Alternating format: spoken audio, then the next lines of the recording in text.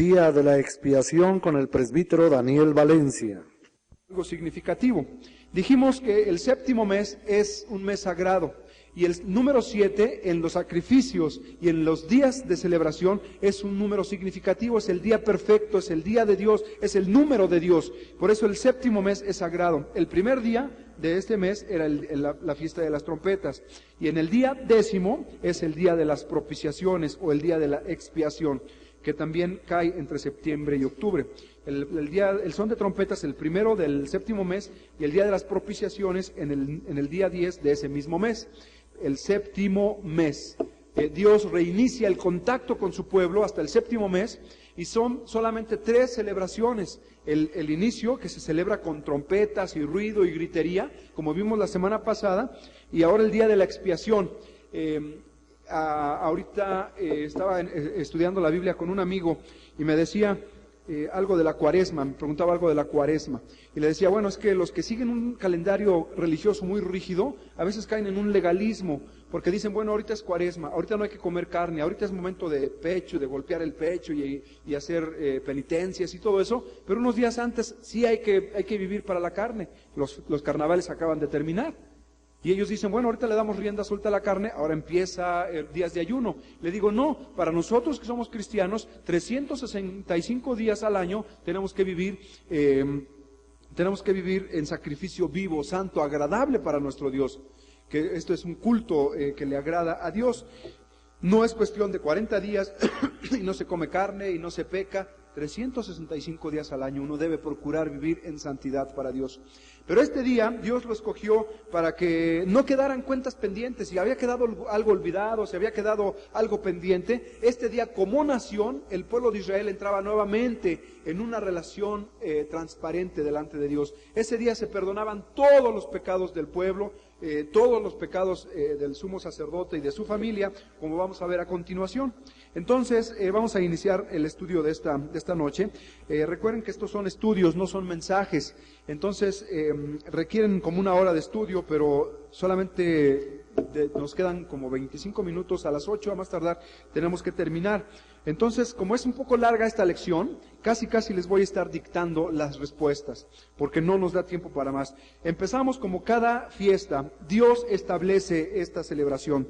Capítulo 23 de Levítico, versículo 26 y 27 dice, también habló Jehová a Moisés diciendo, a los 10 días de este mes séptimo, será el día de expiación, tendréis santa convocación y afligiréis vuestras almas y ofreceréis ofrenda encendida a Jehová.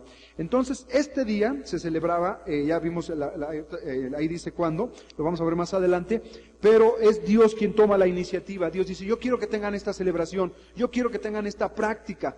Una vez al año ustedes van a celebrar esto, que se llama el día de la expiación. Inciso B, era una santa convocación. Versículo 31 dice, ningún trabajo haréis, estatuto perpetuo es para vuestras generaciones en donde quiera que habitéis. Ese día era un día de reposo extra, ese era un día de reposo nacional, no se hacían trabajos de siervos, es decir, lo tenían que dedicar para la adoración a Dios, para estar en comunión con Dios. Ahora, no pierdan, pongan ahí un papelito y vayan al capítulo 16, porque vamos a estar estudiando el capítulo 16 de Levítico en esta noche. Este capítulo completo habla exclusivamente del día de la expiación. Y vean lo que dice el versículo 31 de este capítulo. Dice, día de reposo es para vosotros, y afligiréis vuestras almas, estatuto perpetuo. Entonces ellos tenían que guardar este día de una manera muy especial. Inciso C, el propósito de este día era reconciliarse totalmente con Dios y con el prójimo. No tenía que quedar nada pendiente, ningún rencor, ningún odio, todo mundo tenía que arrepentirse. Y el problema de cuando uno cae en estos calendarios religiosos es que a veces se hace por costumbre, se hace por obligación, y algunos ya no le van perdiendo el significado. Pero la idea original es que Dios le estaba permitiendo a todo el pueblo entrar en una reconciliación total con su propio Dios, y entre ellos también que entraran en una reconciliación total. Levítico 23, 28, regresen al 23, por eso les dije que pongan un papelito. 23, 28 dice, ningún trabajo haréis en este día, porque es día de expiación para reconciliaros delante de Jehová vuestro Dios. Fíjense, hay un juego de palabras, porque yo les podría preguntar a ustedes, ¿quién se reconcilia con quién? ¿Dios con nosotros o nosotros con Dios? Nosotros nos reconciliamos con Dios. Dios no está peleado con nosotros. Él nos ama. Pero por el pecado, Él no puede tolerarnos. Y Él crea un sistema para poder decir, quiero perdonarte. Pero nosotros somos los que estamos peleados con Él. Él justamente ha hecho una separación con el pecado. Pero nosotros somos los que hemos hecho esa división. Inciso D, se enfatizaba la expiación, el perdón, o limpieza completa del pecado. Esta era la provisión que Dios tenía para perdonar cada uno de los pecados y la restauración del pueblo a la comunión y adoración de Dios. Si ustedes leen Éxodo, el pueblo es libertado, el pueblo es perdonado, el pueblo es salvado. Pero si uno lee Levítico, es el pueblo de Dios que es llamado a la comunión con Dios. Tenemos un Dios. Y ahora nosotros somos adoradores. De la esclavitud, Dios nos lleva a la adoración. Dios dice, ustedes son pueblo de sacerdotes, gente santa. Y estamos llamados para tener comunión con Dios, una comunión íntima con nuestro Dios. Punto 2 dice, procedimiento para celebrar este día. Se celebraba el día del séptimo mes, el día 10 del séptimo mes, Levítico 23, 27. A los 10 días de este mes séptimo será el día de expiación. Inciso B, el personaje central del día, quien sobresalía más en todo este día, era el sumo sacerdote. Vayan al capítulo 16, les dije que pongan señales en esos dos capítulos. Capítulo 16, en la última parte del 3, pero lo voy a leer todo. Con esto entrará Aarón en el santuario. Levítico, ¿qué les dije? 16, 3, ¿verdad? Con esto entra el sumo sacerdote, con esto entrará Aarón, el sumo sacerdote, al santuario con un becerro para expiación y un carnero para holocausto. Desde la mañana hasta la noche, el personaje que sobresalía más era el sumo sacerdote. Y entonces él hacía expiación por el pueblo. Él hacía expiación por él mismo, por el sacerdote y por todos los sacerdotes, pero principalmente por él mismo. Y hacía expiación por el tabernáculo, lo vamos a ver más adelante por qué hacía expiación por el tabernáculo. ¿Qué culpa tiene el tabernáculo? ¿Por qué tenían que hacer expiación por él? El tabernáculo no había cometido ningún pecado. Eran objetos que estaban adentro del tabernáculo. Sin embargo, también tenían que hacer expiación por los altares sagrados. Todo esto era para indicar la pecaminosidad, incluso de los actos que nosotros tenemos de adoración a Dios, están manchados por nuestra propia naturaleza. Ahorita nosotros hemos adorado a Dios. Ahorita los jóvenes nos han dirigido en la alabanza. Nos están ayudando delante de la presencia de Dios. Pero ellos son pecadores. Y aún cualquier lugar que nosotros pisamos, lo contaminamos con nuestra naturaleza pecaminosa. Nuestra presencia mancha cualquier cosa a donde vamos. Si no, ustedes analicen el cine está contaminado. Algo que puede ser tan hermoso, lleno de tanta pornografía, de tanta violencia, de tanto odio, y lo mismo la televisión, y lo mismo la literatura, y lo mismo las universidades, y lo mismo los templos. Es por la sangre de Jesucristo que Dios limpia cada uno de nuestros actos, de nuestros pensamientos. ¿Quién sabe qué estaban pensando los jóvenes que estaban aquí dirigiendo? ¿Quién sabe qué estoy pensando yo ahorita y ustedes ni siquiera saben? Somos pecadores. Lo vamos a ver con más claridad al final. Inciso C, muy temprano se bañaba el sumo sacerdote. Capítulo 16 de Levítico, y lo voy a leer todo, pero es la última parte. Versículo 4, dice, se vestirá la túnica santa de lino, y sobre su cuerpo tendrá calzoncillos de lino, y se ceñirá el cinto de lino, y con la mitra de lino se cubrirá. Alguna vez ya estudiamos las vestiduras santas, ahorita no da tiempo. Son las santas vestiduras, con ellas se ha de vestir después de lavar su cuerpo con agua. Se tenía que bañar primero. Es importante este principio. ¿Por qué? Porque nadie puede entrar delante de la presencia de Dios si no está limpio. Tú no puedes entrar delante de la presencia de Dios si no estás limpio. Yo te pregunto, ¿quién está limpio? Si dependemos de nuestros propios recursos, nadie está limpio. Pero si dependemos de la sangre preciosa de Jesucristo que ha sido derramada sobre nosotros, entonces tenemos acceso ante la presencia de Dios. Es la sangre de Cristo la que cubre cada uno de nuestros pecados. Inciso D, se vestía la ropa, primero tenía la ropa del sumo sacerdote, luego se cambiaba la ropa normal. Entonces se vestía la ropa normal de los sacerdotes, de lino blanco.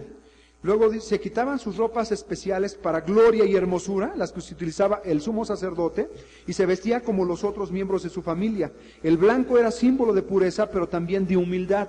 Dice Filipenses capítulo 2, los primeros versículos, dice que Dios no escatimó el ser igual a Dios, sino que se humilló a sí mismo, tomando forma de siervo. Y humillándose hasta lo más bajo, tuvo incluso muerte de cruz.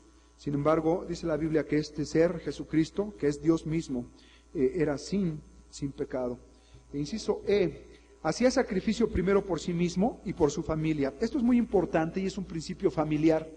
Y es un principio para los que dirigen la alabanza. Es un principio para los que somos pastores o ancianos de iglesia. ¿Cómo vamos a orar por los demás miembros de la iglesia si nosotros no estamos a cuentas con Dios? ¿Cómo vamos a exponer la palabra de Dios si en nuestra vida no hay pecado escondido y no confesado delante de Dios? ¿Cómo vamos a servir a Dios? ¿Cómo nos vamos a atrever a un salón donde hay niños ansiosos de escuchar la palabra de Dios y hay algún maestro de escuela dominical que está viviendo en pecado? ¿Cómo va a ministrar a esos niños? ¿Cómo va a dejar que el Espíritu Santo obre y corra y fluya para que cada vez que abra la boca vaya llena y cargada del poder de Dios? ¿Ven la responsabilidad, jóvenes de la alabanza? Hay que vivir en santidad delante de Dios. No se trata de cantar bonito, no se trata de tocar bonito, se trata de vivir en santidad delante de la presencia de Dios. Aún el que mueve los acetatos, aún el que prende la luz en el auditorio, aún el que controla el sonido, aún el que recoge la ofrenda. Si vamos a ministrar al pueblo de Dios, primero tenemos que ministrarnos a nosotros mismos. Primero tenemos que estar seguros que la presencia de Dios abunda en nosotros, que la palabra de Dios está siendo real en cada paso que damos en la vida. Entonces, él hacía sacrificio primero por sí mismo y por su familia, y antes de ofrecer sacrificios por el pueblo, tenía que expiar sus propios pecados y los de su familia. Y este es un principio para los que somos padres de familia. Aquellos que tenemos el privilegio de ser varones y ser jefes de familia, imagínense la responsabilidad que Dios pone delante de nosotros. ¿Cómo te atreves a orar por tu esposa si la has maltratado, si le has gritado, si la has ofendido, si la has lastimado, si está herida por tu relación contigo? ¿Cómo te atreves a decir, voy a recoger la ofrenda en la iglesia, pero sabes que en tu casa hay pleito familiar, y sabes que en tu casa no tienes la autoridad delante de tus hijos, y sabes que en tu casa no tienes el respeto de tu familia? Primero hay que ministrarnos a nosotros mismos antes de ministrar al pueblo. Entonces vean lo que dice el capítulo 16, versículo 3. Con esto entrará Aarón en el santuario con un becerro para expiación y un carnero para holocausto. Pero estos eran para él mismo.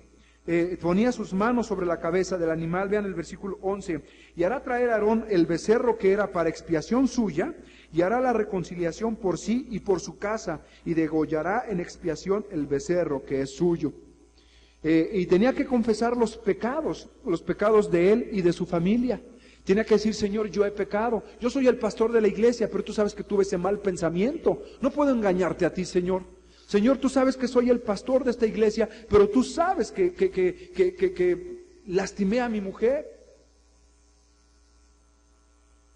Yo no puedo decirle a la gente que ame a sus esposas si tú sabes que te estoy ofendiendo a ti, Señor. Confesaba primero sus propios pecados y después oraba por los de Chuchito y por los de Pepe y por los de cada uno de esos miembros de su familia. Y finalmente mataban al animal. Lo degollaban prácticamente, cortaban la garganta y la sangre escurría. Era puesta en una vasija, meciéndose para que no se cuajara. Bueno, todo el capítulo no lo puedo leer todo, ya para ahorrar tiempo. Vamos al siguiente punto. Luego entraba en el lugar santísimo y brevemente con carbones ardiendo, tomados del altar del sacrificio y un poco de incienso. Esto vamos a ver versículo 12 y 13. Dice, después tomará un incensario lleno de brasas de fuego del altar de delante de Jehová, y sus puños llenos del perfume aromático molido, y lo llevará detrás del velo. Y pondrá el perfume sobre el fuego delante de Jehová, y la nube del perfume cubrirá el propiciatorio que está sobre el testimonio, para que no muera. Se creaba una especie de nube con ese incienso. La nube que levantaba y llenaba el lugar santísimo servía como velo entre el sacerdote y Dios, a quien no podía ni siquiera en un acto de adoración mirar a Dios, y vivir. ¿Qué le dijo Dios a Moisés? Nadie puede ver a Dios y seguir viviendo. Imagínense el sumo sacerdote en el lugar santísimo. Por eso Dios le hace una exhortación a Moisés. Le dice, dile a tu hermano, que es el sumo sacerdote, que no ande entrando a cada rato en el lugar santísimo para que no muera. Solamente una vez al año tenían derecho a entrar al lugar santísimo y solamente el sumo sacerdote. Y cuando entraba, antes de rociar la sangre, antes de poner la sangre sobre el propiciatorio y sobre el altar, tenía que ver esa nube con el incienso. El incienso en la Biblia y en los sacrificios representan las oraciones de los santos. Pero tenía que ir brevemente acompañada con carbones ardiendo para que hiciera separación entre él y Dios. Y siguiente inciso, por segunda vez entraba en el lugar santísimo para rociar con el dedo hacia el propiciatorio al lado oriental. ¿Por qué al lado oriental? Porque indicaba la dirección hacia Dios. Si ustedes recuerdan el tabernáculo, la puerta tenía que estar hacia el lado oriental. Solamente había una puerta en el tabernáculo y esa puerta daba hacia el lado oriental. ¿Por qué? Si nosotros conocemos los 4 puntos cardinales, ¿en cuál de los 4 nace el sol? Hacia el oriente. ¿Y en cuál de los 4 se pone el sol? Poniente o el occidente. Es este, oeste, norte y sur. Y así se sabía. Y era una manera simbólica de indicar hacia la dirección, hacia Dios. Siguiente inciso, esa misma sangre era rociada 7 veces. Recuerden que el número 7 está muy presente en todos estos sacrificios. Y esto lo vamos a demostrar en la próxima fiesta. Esa misma sangre era rociada 7 veces sobre el propiciatorio. Capítulo 16, 14 y 15 dice: tomará luego de la sangre del becerro y la rociará con su dedo hacia el propiciatorio al lado oriental. Hacia el propiciatorio esparcirá con su dedo 7 veces de aquella sangre. Después degollará el macho cabrío en expiación por el pecado del pueblo y llevará la sangre detrás del velo adentro y hará de la sangre como hizo con la sangre del becerro y la esparcirá sobre el propiciatorio y delante del propiciatorio. ¿Por qué delante del propiciatorio?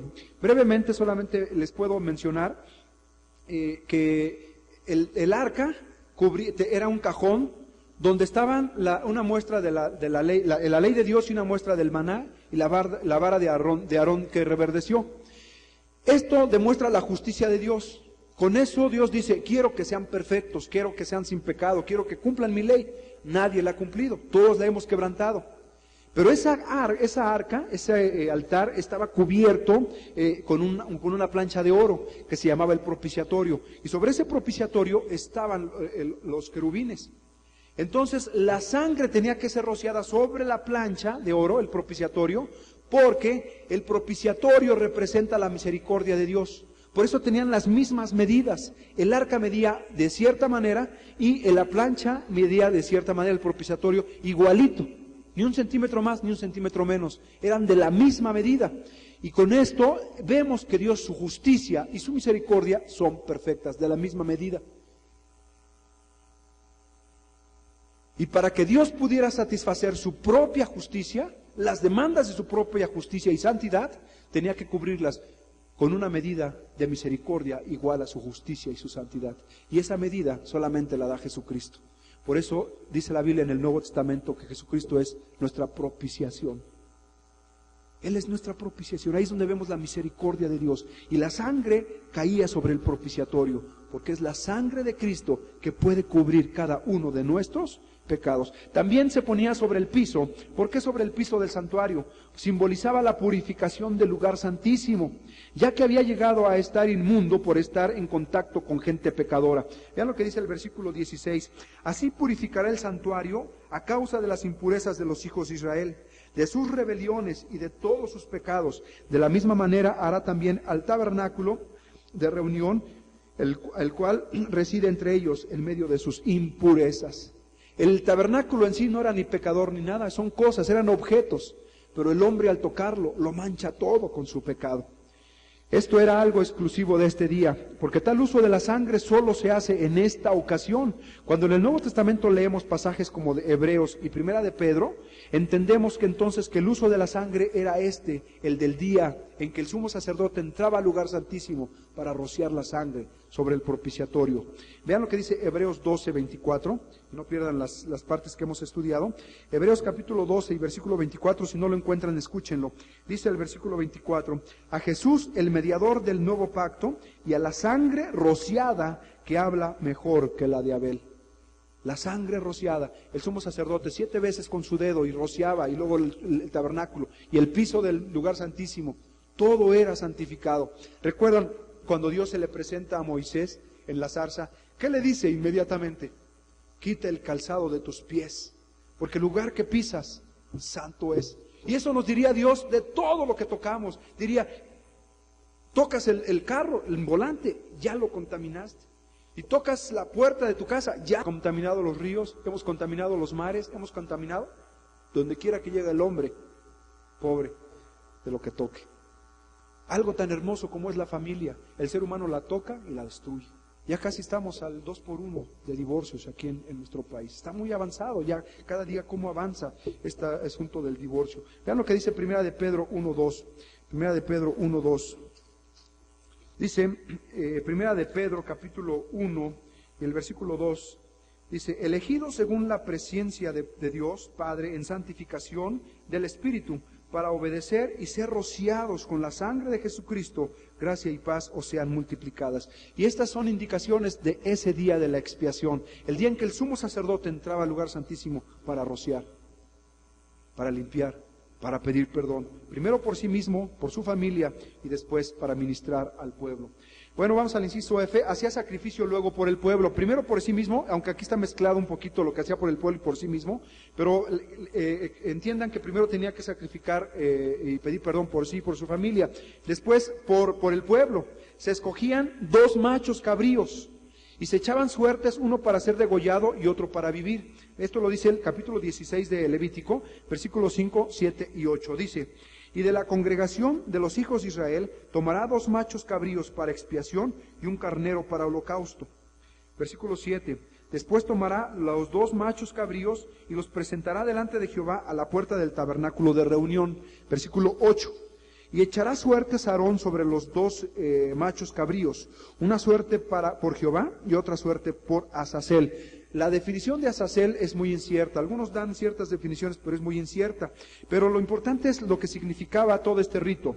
Vamos al siguiente rubro, dice, se mataba aquel cuya suerte había caído para morir, es decir, el que decía, para Jehová.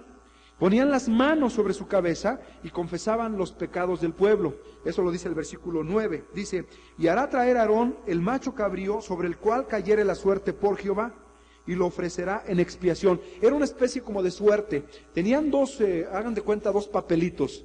Y entonces tomaban un papelito. El primer papelito lo que dijera era lo que le tocaba a ese animalito, y después el otro.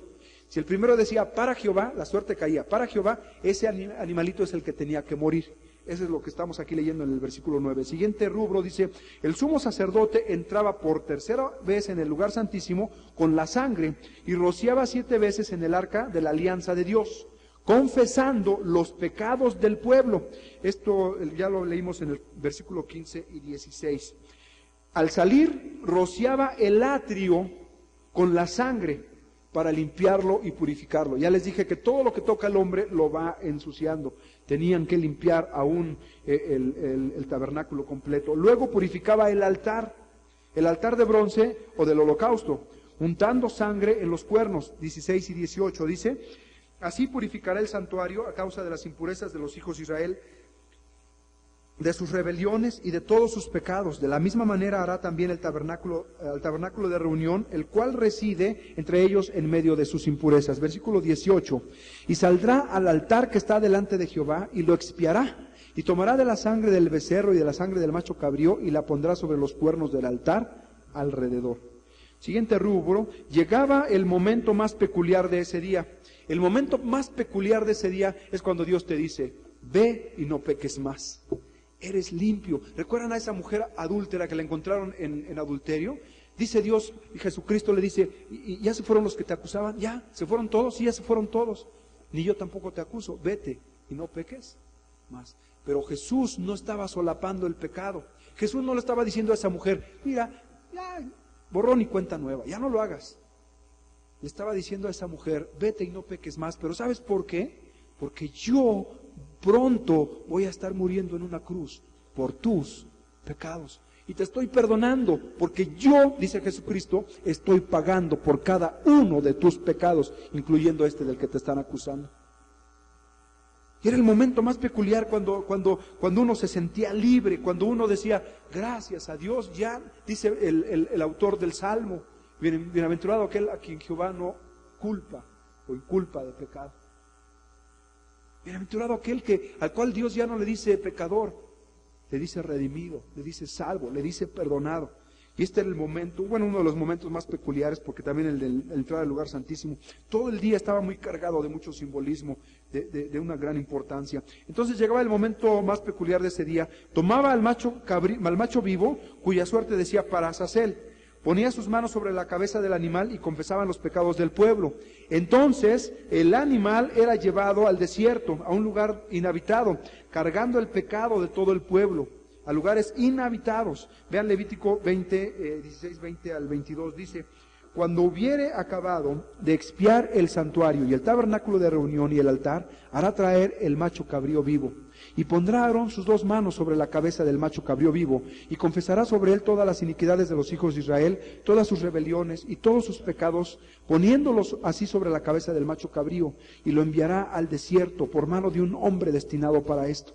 Y aquel macho cabrío llevará sobre sí todas las iniquidades de ellos a tierra inhabitada, y dejará ir el macho cabrío por el desierto. Recuerden a Jesucristo. Dice en Juan que a Jesús no lo pudieron acusar por nada. Los judíos tenían la costumbre de que si tú violabas uno de los mandamientos de Dios, digno de muerte, entonces te apedreaban y después te colgaban en un madero, en un árbol, y arriba ponían un letrero. Decía, y este está aquí porque le puso los cuernos a su mujer. O este está aquí porque violó el día santo. O este está aquí. Ponían por qué habían sido apedreados. Este está aquí porque es un hijo rebelde, un hijo contumaz. Ya no se pudo hacer nada más. Tuvo que ser apedreado. Y está aquí por ser un hijo rebelde al extremo. Se ponía cuando crucificaron a Jesucristo, cuando Él estaba en la cruz. No podía decir, este hombre engañó a su esposa porque ni siquiera estaba casado. Pero no fue por eso. Porque Él era santo, porque Él no cometió pecado. A Jesús no lo podían acusar de adúltero, ni siquiera de pensamiento. A Jesús no podían decir, este hombre está aquí porque robó bancos, porque Él ni siquiera robó una sola moneda, ni siquiera un centavo. A Jesucristo no le podían poner un letrero de criminal, de ladrón, de mentiroso, de orgulloso, de egoísta. Sin embargo, Jesucristo mismo se puso ese letrero. Yo estoy aquí porque tú que eres adúltero, yo estoy llevando tu adulterio sobre mi cuerpo. Yo estoy aquí porque tú que eres mentiroso, yo estoy llevando ese título, me lo estoy apropiando yo porque estoy llevando tu mentira. Y tú que eres presumido y orgulloso y vanidoso, y tú porque eres chismoso, y tú porque eres el pecado de todos sobre un solo hombre, estaban recayendo. Imagínense qué momento tan terrible para Jesucristo, el cual no conoció pecado, por nosotros lo hizo. En la cruz estaba llevando cada uno de nuestros pecados, de tus pecados. Por eso ahora podemos entrar a la presencia de Dios, por la sangre única, exclusiva de Jesucristo. Vamos al siguiente inciso. Dice, oraba por el sacerdocio, por el pueblo, se lavaba, se vestía los vestidos sagrados nuevamente, 23 y 24. Dice, después vendrá Aarón al tabernáculo de reunión y se quitará las vestiduras de lino que había vestido para entrar en el santuario y las pondrá allí. Lavará luego su cuerpo con agua en el lugar del santuario y después de ponerse sus vestidos saldrá y hará su holocausto y el holocausto del pueblo y hará la expiación por sí y por el pueblo. A cada rato tenía que estarse lavando. Y hermanos, nosotros tenemos que hacer lo mismo. Por eso lee la Biblia. La Biblia es uno de los medios por los cuales Dios nos va limpiando. La palabra de Dios nos va limpiando. Cada vez que la lees te va limpiando. Pero hay que leerla con una actitud de dejar que Dios obre en nuestras vidas. Sacaban los restos, en el siguiente, pongan ahí, sacaban los restos de los animales sacrificados y los quemaba y se volvía a lavar para purificarse. Capítulo 16, 27. Y sacarán fuera del campamento el becerro y el macho cabrío inmolados por el pecado, cuya sangre fue llevada al santuario para hacer la expiación, y quemarán en el fuego su piel, su carne y su estiércol. Y llegaba el final de día, y aunque esto no lo tenemos aquí en el capítulo, los historiadores nos dicen que al final, en la noche, en su casa, el sumo sacerdote realizaba una fiesta. ¿Por qué creen que realizaba una fiesta? La razón que encontramos por la cual este hombre realizaba una fiesta era porque había estado en la presencia de Dios y había salido vivo. Para entrar en el lugar santísimo tenían que entrar con una cuerda. Algunos piensan que tenía una campanita y como cascabeles, algo amarrado aquí que entraba. Y entonces cuando él entraba al lugar santísimo, él estaba ministrando, estaba rociando el lugar santísimo, se movía, se cambiaba y se escuchaban las campanitas. Yo me imagino un silencio absoluto en todo el pueblo alrededor del tabernáculo, tratando de escuchar si estaban las campanitas sonando o no. Porque si se dejaban de escuchar las campanitas, ese hombre, significaba que ese hombre era un hipócrita. Ese hombre no estaba a cuentas con Dios. Qué responsabilidad para nosotros los pastores. Estar seguros de que no hay pecados ni cuentas pendientes delante de nuestro Dios. Y entonces algunos dicen que tenía una como cuerda, porque si entonces moría en el lugar santísimo tenían que sacarlo arrastrándolo con la cuerda. Y tenían que poner a otro sumo sacerdote. Así es que por eso hacía fiesta el sumo sacerdote. Esto no lo vemos aquí en este capítulo, pero algunos historiadores se refieren a esto. Y finalmente el aspecto profético es cristocéntrico. Todo apunta hacia Jesucristo. Pongan ahí, apuntaba a Cristo como nuestro sumo sacerdote. Hebreos 7:26. Hebreos 7:26 y 27. Dice, porque tal sumo sacerdote nos convenía. Y pongan ustedes ahí en cada una de las líneas, primeramente santo, después inocente, después sin mancha, después apartado de los pecadores, y después no tiene necesidad de ofrecer primero sacrificios por sus propios pecados. Ese sumo sacerdote nos convenía. Repito, santo, inocente, sin mancha, apartado de los pecadores, no tiene necesidad de ofrecer sacrificios primero por sus propios pecados. ¿Qué pecado pudo haber confesado Jesucristo? Ninguno. Él era santo, limpio.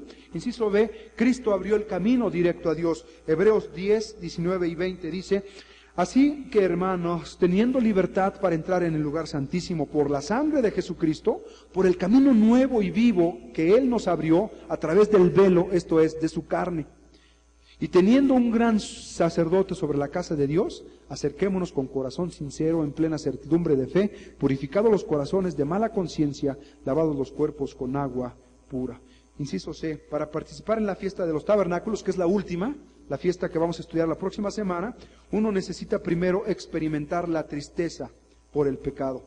En Hechos 2, el apóstol nos dice, arrepiéntanse, porque para vosotros y vuestros hijos es la promesa. Dios espera arrepentimiento y apropiarte de su amor en la cruz. Los únicos requisitos que Dios pide para que nosotros entremos entonces en una reconciliación, en comunión nuevamente con Él, es, pongan ahí, un sincero arrepentimiento. Y esto también va acompañado de ayuno. Lean Levítico 23, 27 y 29. Tenían que hacerlo como de a de veras, mostrando un verdadero arrepentimiento. Segundo, tenía que haber tristeza o dolor por el pecado. Y tercero, tenía que haber, y esto es de lo más importante, confianza en el perdón y gracia de Dios. Porque de nada sirve el arrepentimiento si no está fundado en algo más. De nada te va a servir arrepentirte de tus pecados si no tienes la sangre y la gracia de Dios en tu vida.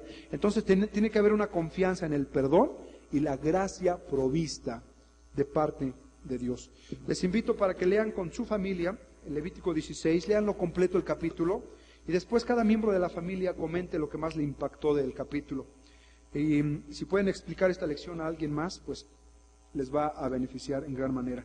La próxima semana terminamos, hermanos, con la fiesta de los tabernáculos, y con esto concluimos este ciclo. Buenas noches, que Dios les bendiga.